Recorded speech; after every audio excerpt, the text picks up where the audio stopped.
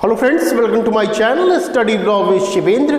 देखिए, आज हम लोगों को एक नया एक्ट पढ़ना है। उस एक्ट का नाम क्या है? Negotiable instruments act 1881।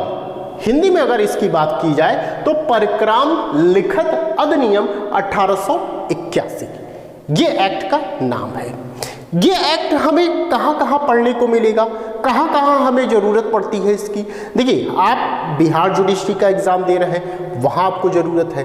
राजस्थान दे रहे हैं तो वहाँ भी ज़रूरत है। लेकिन राजस्थान में आपको पता होगा कि राजस्थान में चैप्टर 17 इसका खाली पूछा जाता है। लेकिन इससे पहले जो बेसिक जानकारी है वो आपको होना अनिवार्य है। ऐसा नहीं है कि सिर्फ चैप्टर 17 आप पढ़ के चले जाएंगे, आपका काम हो जाएगा। नहीं, आपसे बेसिक जानकारी भी पूछी जा सकती है, तो वो आप पढ़ के जाएंगे। ठीक है, तो बिहार हो गया, राजस्थान हो गया, एमपी हो गया, या हायर जुडिशरी का आप जब एग्ज़ाम देते हैं तो उन एग्ज़ामों में आपसे ये एनआई एक्ट, जो शॉर्ट फॉर्म है इसका एनआई एक्ट, ये पूछा जाता है। इसलिए ये इंपॉर्टेंट हो जाता है।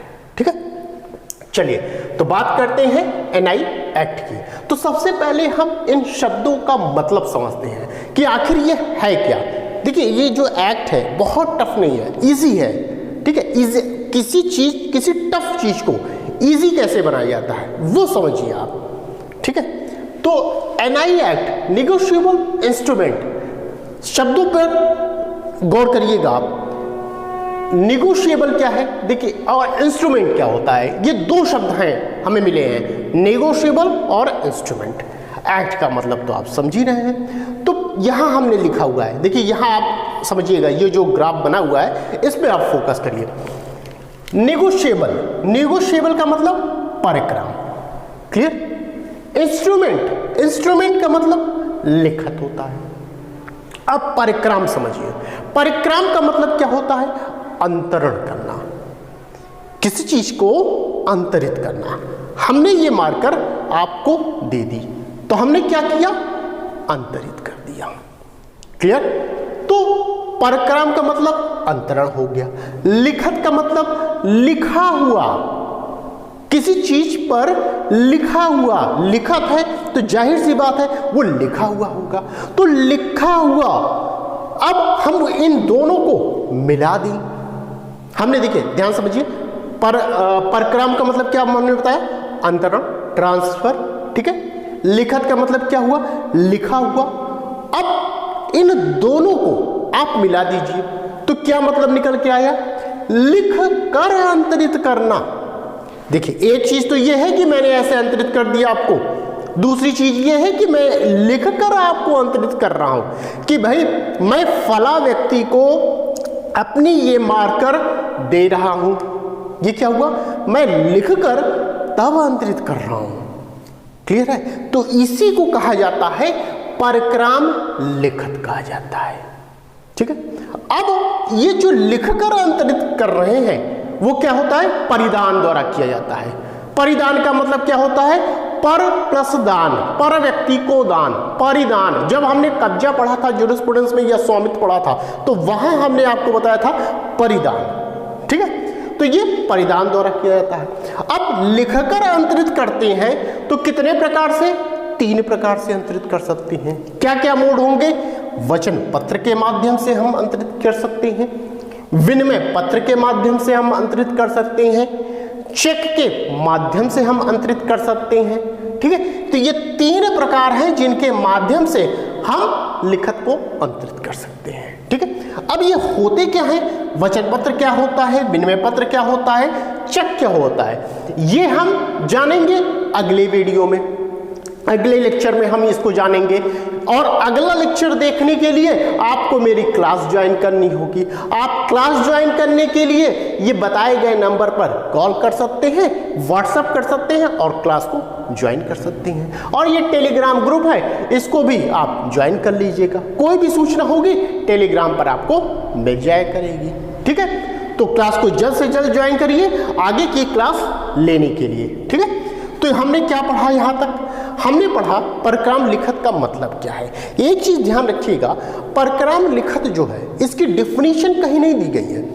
पूरे एनआई एक्ट में कहीं भी प्रक्रम लिखत की डिफिनेशन नहीं दी गई। हाँ, प्रक्रम लिखत में क्या क्या चीज़ें शामिल हैं बस इतना बताया गया है। कहाँ, सेक्शन 13 जब आप पढ़ेंगे तो वहाँ बताया गया है कि प्रक्रम लिखत में क्या क्या चीज़ें शामिल मानी जाती हैं, जैसे वचन पत्र हो गया, विनिमय पत्र हो गया, चेक हो गया, ये सब चीज़ें उसमें समाहित होती हैं। अब वचन पत्र कहाँ, सेक्शन 4 में हम पढ़ेंगे, विनिमय पत्र कहाँ, सेक्शन 5 में पढ़ेंगे, चेक कहाँ, सेक्शन 6 में पढ़ेंगे। ठीक है, इनके बारे में हम डिटेल में अगले लेक्चर में हम लोग पढ़ेंगे। ठीक है, तो बस आप इतना समझिए कि प्रक्रम लिखत होता क्या है। प्रक्रम लिखत एक लिखत के माध्यम से किसी चीज को ट्रांसफर किया जाता है। ठीक है, तो उसी को कहा जाता है प्रक्रम लिखत। प्रक्रम लिखत में एक चीज और समझ लीजिएगा कि जिस व्यक्ति को ऐसा लिखत दिया जाता है तो वह व्यक्ति क्या कर सकता है, वह धनराशि प्राप्त करने का अधिकारी होता है। ठीक है, वो धनराशि प्राप्त कर सकता है वह व्यक्ति, या वही लिखत क्या कर सकता है, किसी अन्य को ट्रांसफर भी कर सकता है। ये ट्रांसफर चाहे जितने लोगों को किया जा सकता है। ठीक है, ये 2 पॉइंट आपके रहेंगे, ये भी आप यहाँ पे समझे रहिएगा। ये पूरा का पूरा मामला जो है आपका जो बैंक से संबंधित होते हैं, लगभग बैंक से ही संबंधित ये चीजें होती हैं। पहले क्या हुआ करता था, जब हम कभी किसी को उधार दिया करते थे तो क्या, या पैसा दे दिया करते थे तो तब चेक नहीं रहा करता था। चेक तो बाद में आया ना, चेक पहले नहीं था। पहले लोग क्या करते थे, किसी चीज पर लिखकर तब दे दिया करते थे, और जो लिखा हुआ था, जो जिस चीज पर लिखा करते थे वही क्या होता था, आपका एविडेंस होता था, वही सबूत होता था कि हमने पैसा लिया है या हमने पैसा आपको दिया है। वही आपका सबूत होता था जिस पर लिखा हुआ रहा करता था। अब क्या हुआ, जैसे जैसे समय बीता वैसे वैसे फिर चेक आ गया, फिर चेक के माध्यम से पैसा दिया जाने लगा कि मैं फला व्यक्ति को इतने रुपए अदा करता हूं। ठीक है, ये हो गया, जिसे आप लेके जाते हैं बैंक में, बैंक वाला आपको क्या करता है, वो पैसा दे देता है। क्लियर? तो अब आज के जमाने में क्या है, चेक है। तो कुल मिला के हमें क्या पढ़ना है, निगोशिएबल इंस्ट्रूमेंट एक्ट पढ़ना है, और इस एक्ट में हमें इन्हीं सब चीजों को जानना है कि कैसे पैसा दिया जाता है, कैसे नहीं दिया जाता है, कैसे चेक बाउंस हो जाता है, हो गया तो क्या होगा, क्या अपराध घटित होगा, क्या ये एनआई एक्ट, ये एक प्रश्न और उत्पन्न होता है कि क्या ये एनआई एक्ट सिविल मैटर का है या क्रिमिनल मैटर का है, ये भी प्रश्न उत्पन्न होता है। तो ध्यान रखिएगा कि ये एनआई एक्ट जो है ये सिविल और क्रिमिनल दोनों प्रकृति का है। क्यों दोनों प्रकृति का है, क्योंकि देखिए चैप्टर 17 में कुछ चीजें बाद में जुड़ी गई, जिसे वो क्या क्रिमिनल मैटर की ओर ले गया, वो चीज, वो सेक्शन जो है वो क्रिमिनल मैटर की तरफ ले गए। इसीलिए कहा गया कि आधा ज्यादा चीज तो सिविल मैटर का है, कुछ पार्ट जो है वो क्रिमिनल मैटर के भी इसमें है। ठीक है, आप जब हम लोग 17 पढ़ेंगे तो वहां हम लोग देखा जाएगा।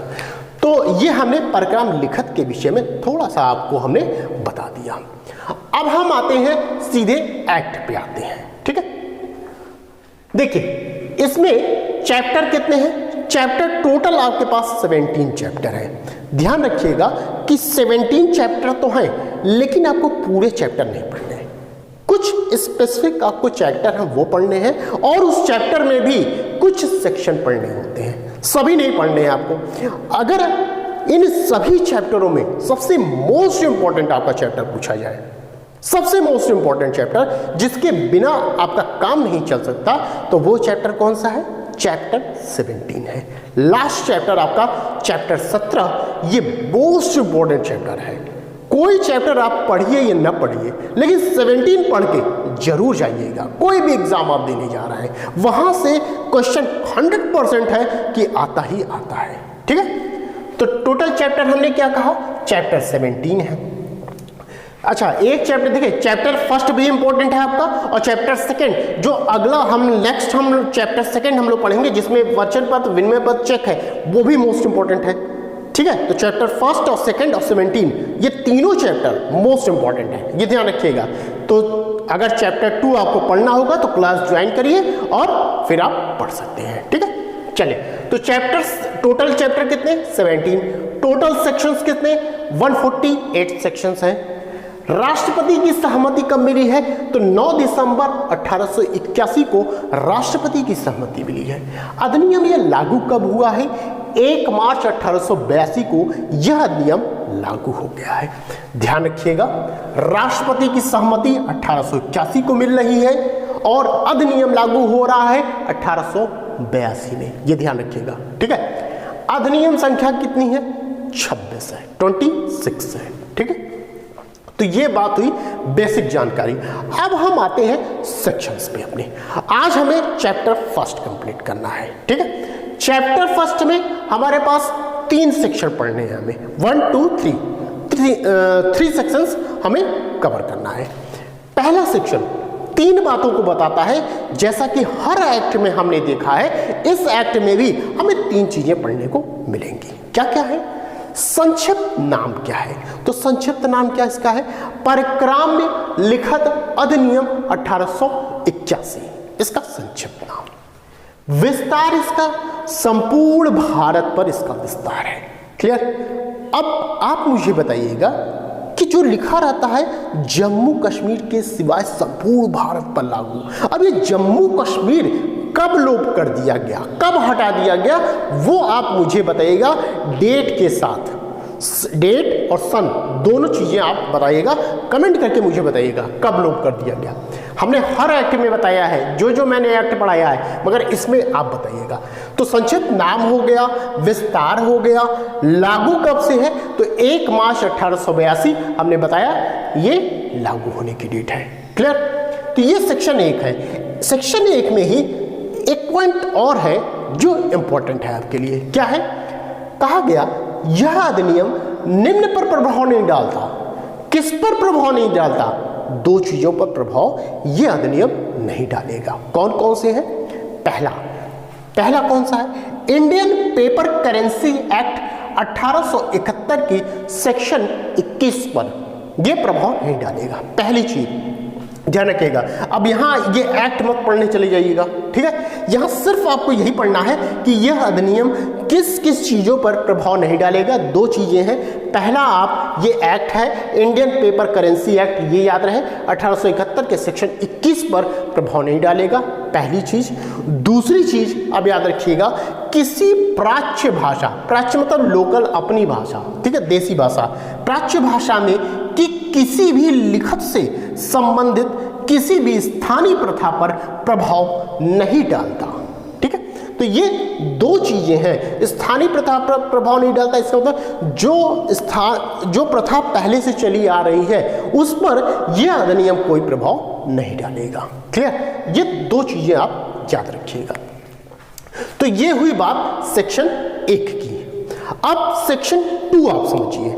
सेक्शन 2 क्या कहता है? सेक्शन 2 देखिए, कहा गया रिपील के विषय में, निरसित कर दिया गया है सेक्शन 2। लेकिन ध्यान रहे सेक्शन 2 में 2 चीजें रिपील की गई। क्या क्या? समझिएगा। एक तो सेक्शन 2 किया गया, दूसरा अनुसूची, इसके शेड्यूल जो है उसको भी रिपील कर दिया गया, निरसित कर दिया गया। लेकिन कब किया गया? तो डेट आपको याद होनी चाहिए, 1891 के द्वारा इसको निरसित कर दिया गया। सन याद रहे, पूछा जाता है कि कब इसको निरसित कर दिया गया, तो 1891 के द्वारा इसको क्या कर दिया गया? निरसित कर दिया गया। क्लियर? अच्छा, ये देखिए सेक्शन 2 जो है ये तो एनआई एक्ट का है, जिसमें कहा गया कि इसको निरसित कर दिया गया। हमने सन भी बता दिया। अब आप मुझे बताइएगा कि एविडेंस एक्ट का सेक्शन 2 जो है उसको कब निरसित किया गया, रिपील कब किया गया, सन मुझे बताइएगा। आपसे प्री के एग्जाम में ये क्वेश्चन पूछा गया है, ठीक है। तो आप मुझे सन बताइएगा कब वहां रिपील किया गया। यहां भी सेक्शन 2 को रिपील किया जा रहा है, एविडेंस एक्ट में भी सेक्शन 2 को रिपील किया गया है। यहां 1891 में किया गया है, वहां आप बताइएगा मुझे कि कब रिपील किया गया सेक्शन 2, ठीक है, कमेंट करके मुझे बताइएगा। तो ये हुई बात सेक्शन 2 की। अब हम आते हैं सेक्शन 3 पर। सेक्शन 3 पे आने से पहले आप एक चीज और समझे रहिएगा कि जो एनआई एक्ट है, एनआई एक्ट को आपसे पूछा जाए कि इसको कहां से लिया गया है, तो आपका जवाब होगा जो नेगोशिएबल इंस्ट्रूमेंट एक्ट है हमारा, इसको इंग्लिश कॉमन लॉ से लिया गया है। कहां से? इंग्लिश कॉमन लॉ से लिया गया है। ये ध्यान रखिएगा, ये प्री का क्वेश्चन होगा आपका, इंग्लिश कॉमन लॉ से लिया गया है। ठीक है, अब हम आते हैं सेक्शन 3, लास्ट सेक्शन हमारा, निर्वचन खंड, इंटरप्रिटेशन क्लॉज। ठीक है, निर्वचन खंड, इसमें सिर्फ एक ही डिफिनेशन दी गई है, वो भी किसकी, बैंकार की दी गई है। आप जब भी कभी देखेंगे निर्वचन खंड हम लोग पढ़ते हैं, निर्वचन खंड में होता क्या है, डिफिनेशन दी गई होती है, वहाँ कई डिफिनेशन दी गई होती हैं। हमारे ख्याल से ये इकलौता एक्ट होगा जिसमें निर्वचन खंड में सिर्फ इकलौता आपका डिफिनेशन दिया गया है। ठीक है, इसमें सिर्फ एक ही पढ़ना है आपको, क्या है, बैंकार पढ़ना है। बैंकार क्या होता है, बैंक का काम करने वाला, उसी को कहते हैं बैंकार। अब बैंक का काम कौन करेगा, अब ये ध्यान रखिए कि बैंकार दो तरह के होते हैं जो बैंक का काम करते हैं। कोई व्यक्ति हो सकता है, जो बैंक के अंतर्गत कोई व्यक्ति जो काम कर रहा है वो व्यक्ति हो सकता है, या और कौन हो सकता है, कोई पोस्ट ऑफिस बैंक भी बैंकार हो सकती है। ठीक है, तो दो लोग, कोई व्यक्ति या कौन होगा, पोस्ट ऑफिस बैंक, ये दोनों ही यदि बैंक का काम कर रहे हैं तो वो क्या कहलाएंगे, बैंकार कहलाएंगे। क्लियर, तो ये बात आपको हमने बताया, सेक्शन 1 से लेकर 3 तक हमने आपको कंप्लीट कर दिया है। और ये हमने परकाम लिखत के विषय में बताया कि परकाम लिखत होता क्या है, और इसमें प्रकार कितने हैं, 3 तरह की चीज़ें होती हैं, वचन पत्र, विनिमय पत्र, चेक होता है। इसके विषय में हम कल बात करेंगे।